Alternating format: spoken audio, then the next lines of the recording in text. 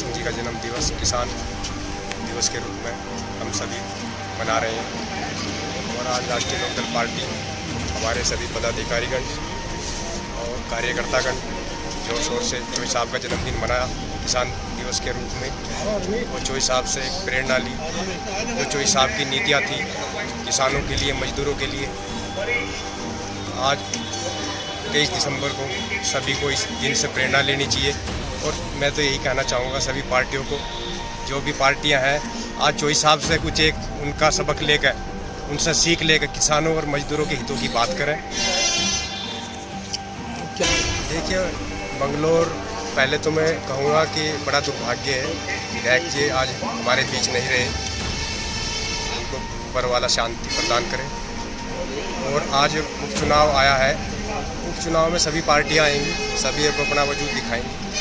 हम भी राष्ट्रीय लोकदल पार्टी बड़ी मजबूती के साथ में किसान और मजदूरों की लड़ाई लड़ने का काम करेंगे और सबको साथ लेकर, अगर जनता जो आज तृप्त है, क्योंकि यहाँ का जो मंगलौर की राजनीति है वो कुछ दो परिवारों में बट कर आएगी, विकास की कोई राजनीति नहीं। हाजी और काजी बिल्कुल 30वां विकल्प जरूर चुना जाएगा, क्योंकि आज जो अगर मंगलौर की स्थिति देखी जाए, यहाँ पे कोई मेडिकल की कोई सुविधा नहीं।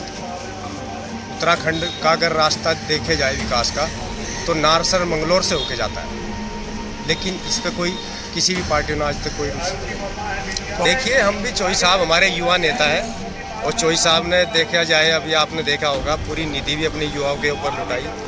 वही युवाओं की बात कर रहे हैं, बेरोजगारी की बात कर रहे हैं, किसान मजदूर की बात कर रहे हैं। सबको साथ लेकर साथ चलेंगे। और अगर हमारे देखिए, मैं ताजिर मुद्दीन साहब का शागिर्द हूँ। उन्होंने अपनी सियासी सफर की शुरुआत चौधरी चरण सिंह साहब के शागिर्द के रूप में की थी, और जाहिर सी बात है, इस निस्बत से मेरा सिलसिला चौधरी चरण सिंह साहब से मिलता है। किसानों की, कमेरे समाज की, मजदूरों की, सबसे पीछे खड़े हुए लोगों को फ्रंट लाइन में मुख्य धारा में लाने का काम करने की जो लड़ाई है, वो चौधरी चरण सिंह साहब ने लड़ी, सारी ज़िंदगी लड़ी, जब तक जीवित रहे। तो हम भी उन्हीं के पदचिन्हों पर चलकर आगे इस लड़ाई को आगे बढ़ाने का काम करेंगे और मंगलौर को एक बेहतर नगर, बेहतर विधानसभा बनाने का। राष्ट्रीय लोकदल किसान और मजदूरों की पार्टी जो सभी को साथ लेकर चलने में विश्वास करती है। भाजपा पूरी तरह किसान विरोधी है। आज गन्ना मिल चले हुए भी 2 महीने हो गए, लेकिन सरकार ने आज तक गन्ने का मूल्य घोषित नहीं किया। सरकार जो है 0 रेट मिल वाला जो है किसानों की पर्ची पर डाल रहा है, उसे यही नहीं पता कि उसके गन्ने का क्या भाव हो।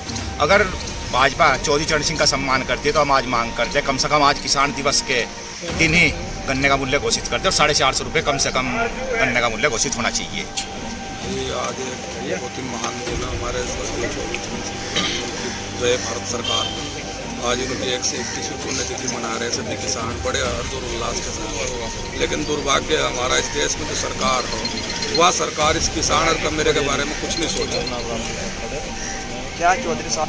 नहीं भाई, ये चौधरी चरण सिंह का कोई सपना साकार करने वाली सरकार नहीं है। यह सरकार तो केवल किसान का पतन करने वाली सरकार है। तो किसान से मतलब कुछ नहीं, सरमाएदारों की सरकार है, तो केवल उद्योगपति है। चुनाव में जनता जवाब देगी ना। इस बार जो अगर ये ईवीएम से आओ तो ईवीएम इनके हाथ की है, लेकिन अगर ईवीएम से अलग हट कर चुनाव कराना चाहती है सरकार या सुप्रीम कोर्ट या जो हमारे चुनाव विभाग है, तो वे अगर करवाते हैं तो सरकार को बिल्कुल बदल फैसला आया है। चुनाव आयोग नहीं, चुनाव आयोग को तो सरकार बदल देगी, सुप्रीम कोर्ट बदलने को कह रहा है, लेकिन जो हो ये बदले तो जानेगा। चुनाव आयोग भी तो इन्हीं के हाथ की है। उसमें जो कमेटी में एक आदमी अपने सब उसका घेर दिया पार्टी का, सोशल मीडिया पर जो हो रहा है। लेकिन भाई इस देश को तो ये ईवीएम मशीन लेकर बैठे हुए। हाँ, हम ईवीएम का विरोध करेंगे बिल्कुल। बैलेट पेपर से चुनाव, देशों में ईवीएम थी, उन्होंने बंद करके बैलेट पेपर कर दिया। भाई गन्ने का मूल्य घोषित करने की तो एक अलग बात है। इन्होंने जो घोषणा करी थी, जो बाढ़ग्रस्त एरिया था, उसमें आप सब किसान को मुआवजा मिलेगा, उसमें 10 को मिलेगा, 30 को छोड़ दिया इन्होंने। अब तक क्या की सुनी कर पा रही सरकार यहाँ से, तो हो रहा क्या देगी? क्या उम्मीद करी जाए सरकार से? इसमें बहुत दमखम से निकल का सामना होगी, और जो हो बहुत अच्छे रिजल्ट देगी। इस बार हमारा कुंभा बहुत बड़ा होगा।